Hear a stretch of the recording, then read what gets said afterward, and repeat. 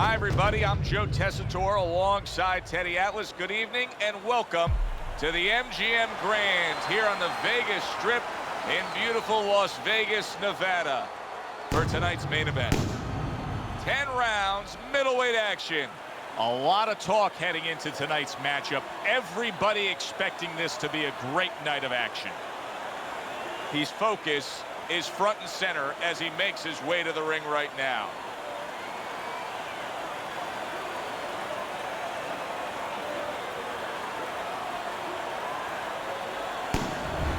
Roy Jones Jr. is the kind of fighter who you just know has no self-doubts. Look at the way he's making his way down to the ring right now. You can see it in his eyes.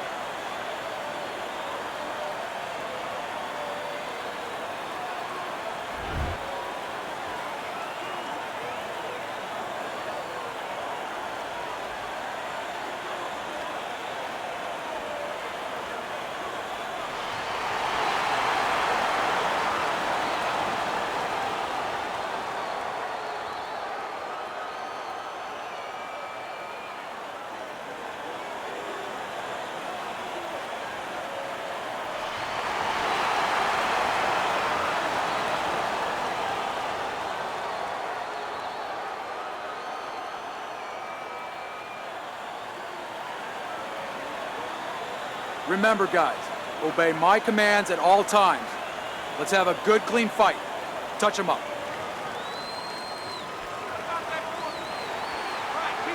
10 rounds slated in the books tonight. Here's the first. A crushing two-punch combo by Roy Jones. Taking too many punches. Able to get away from that headshot with the block. What does the orthodox fighter have to be conscious of guarding against that right hook from the southpaw? I mean, he's got his left hand out there, but a non-traditional defensive structure for him being set up like that. Yeah, absolutely. He has to remember that that punch will come from that angle, and usually he has no danger coming from that angle. So he has to make sure when he jabs, that shoulder is up against his chin. So if the hook does come, it hits the shoulder, not the chin.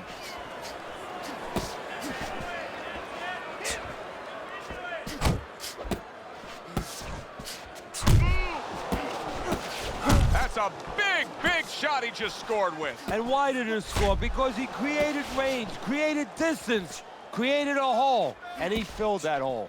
Look at this, another power punch able to land. We're early on in this fight, he's going for it. Yeah, you wonder if he's got a car waiting outside. Keep it tight inside. Jones's movement's really helping him out, avoiding that punch.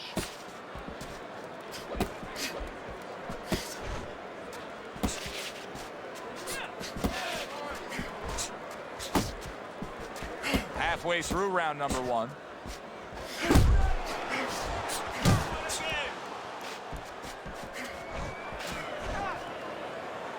Now he ties up there.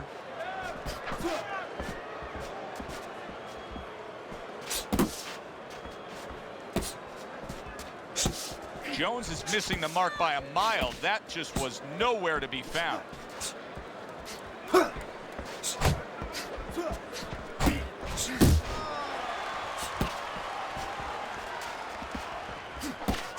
Solid left hand to the head. Solid right by Roy Jones.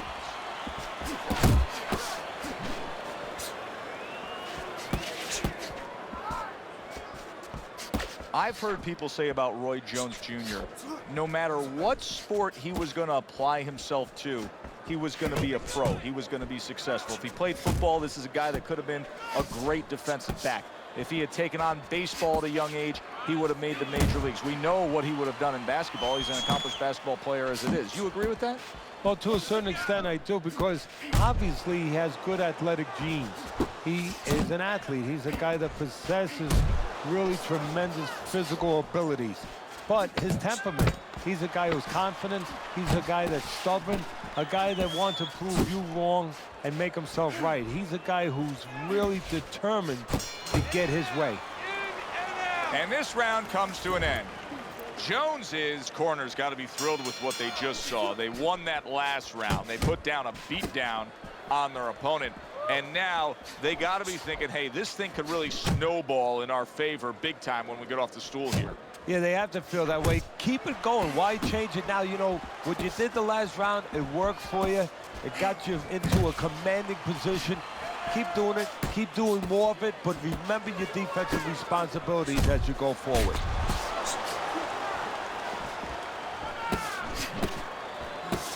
Keeping his hands up, getting rid of his opponent's offense.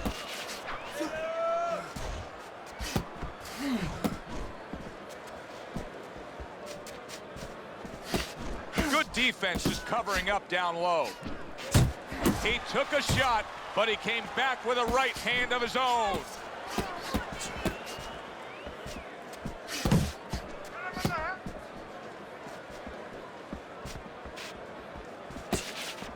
I like that step back right there. Just enough to be out of danger, but still close enough to then land the counterpunch. Well, that's what happens when you have that kind of experience. You're calm enough to know that range. Know where the beginning of the punch and the end of the punch is. Good defensive skill.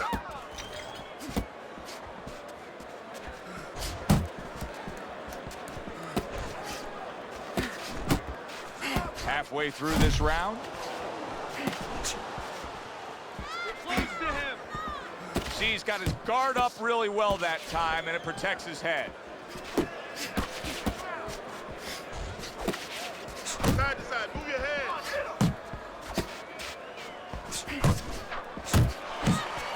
He is damaged badly there. He may hit the floor. Able to cover up that gut. Jones is sitting back right now, Teddy, and looking for that counterpunch opportunity, isn't he? Yeah, that's exactly what he's doing. He's waiting, you know, he sees that his opponent is in his armory, so to speak. You know, he's in his castle. He's getting him to come out of his castle. He wants him to come out of his castle, so now he can attack.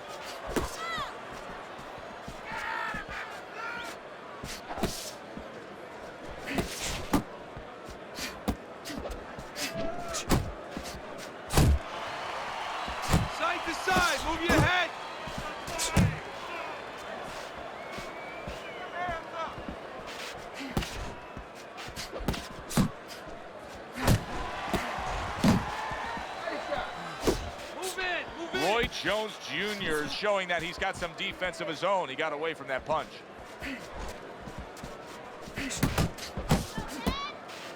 Final 10 seconds of round number 2.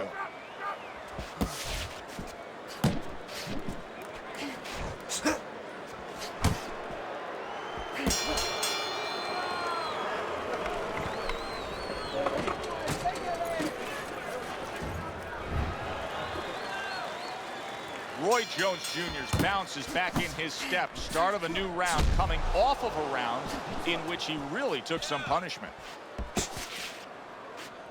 He brings an uppercut that really does damage there. Not able to land the headshot.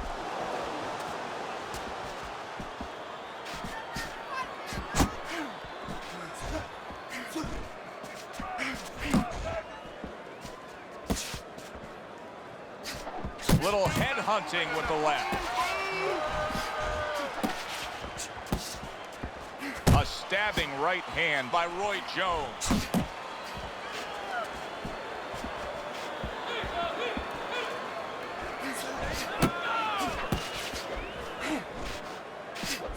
Oh, what an uppercut. And he returns on that exchange.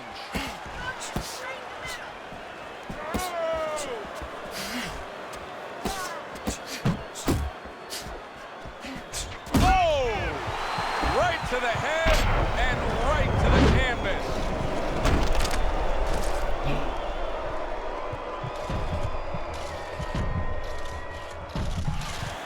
One, two, three, 4, 5. Roy Jones Jr. hitting the deck but rising up.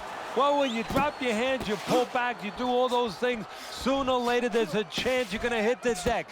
Now it's up to Jones to find a way to survive. Coming to the halfway point of this third round. He gives as well as he takes. You saw it on that exchange. Able to show you his blocking ability.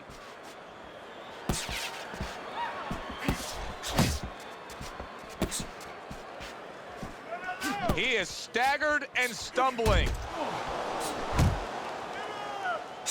Well, here he is, Teddy. Roy Jones Jr. coming off of an amateur career that everybody knows about. I don't care if you're a boxing fan or not, because of what happened in the 1988 Olympic Games when he was absolutely robbed of a gold medal.